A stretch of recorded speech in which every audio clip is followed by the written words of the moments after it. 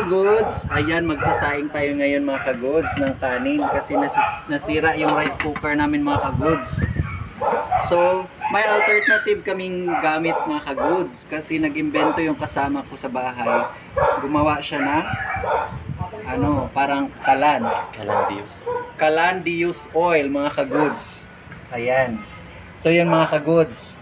Yung gagamitin natin is used oil. Maglagay lang tayo dito ng kunting used oil mga kagods dito sa sa lagayan niya mga kagods at dadalo yan siya dito mga kagods at sakto lang yung ilagay mo mga kagods, hindi marami. Ayan, lagyan na natin mga kagods. Tingnan natin mga kagods. Pag na lahat yung mga kagods, malagyan na lahat dun sa palibot ng ng used oil, sakto na yung mga kagods. Ayan, kulang pa mga kagods, dagdagan natin ng konti.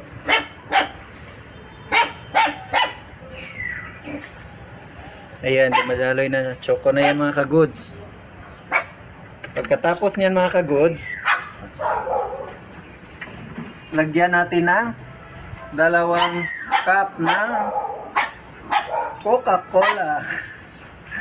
2 cup ng gasolina mga kagods. Para siya, madaling lagay natin dito mga kagods. Lay lang. Yan, 2 cup. Para madali siyang mag-apoy.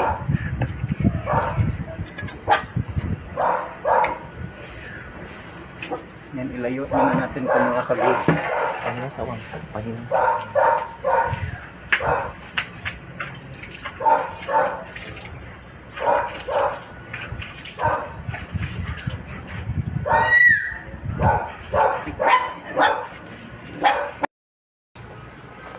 Ayan guys, papaapuyin na natin yung Calandi oil. Ayan, gamit ang tissue. Lalagay natin dito sa loob. Pagkatapos, kuha tayo ng tukong. Tapos, sisindihan natin yung dulo niya mga kagods. Ayan, ang hangin. Ano ito mga kagods? Lakas ng hangin.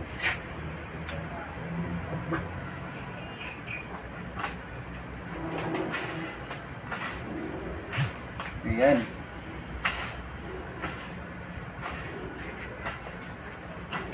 Napalong siya mga kagods, napatay yung Uy.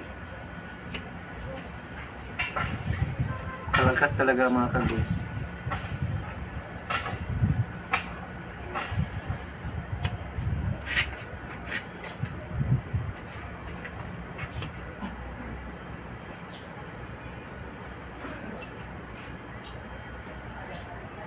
Yan ang mga kagods.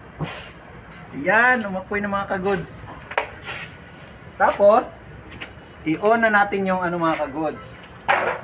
I-on na natin yung lobo. I-full lang natin. Yan. Gamit itong blower. Yan, umapoy na siya mga kagods. At pwede na nating ilagay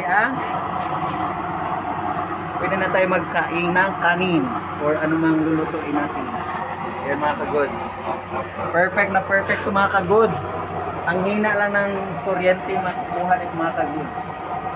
Alternative ito sa mga walang pangbili ng gasol. Yan, ito gagamitin natin. Gasol di used oil.